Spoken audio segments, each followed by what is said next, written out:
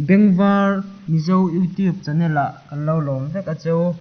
lo subscribe sak ve thu don ya chaklam atang khian lung aron ra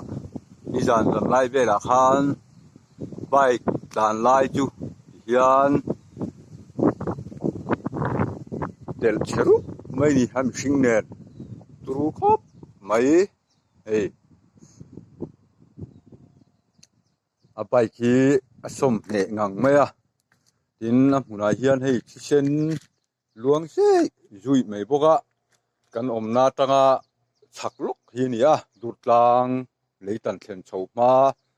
a hian nizana thil thleng rap thak lutuk mai ani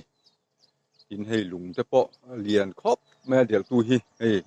machine an choi son to hi del tu ber ani a hei hi machine del tu ber ani lung nizana machine ho choi son to ani turu khop mai hian a hmunah hian driver hi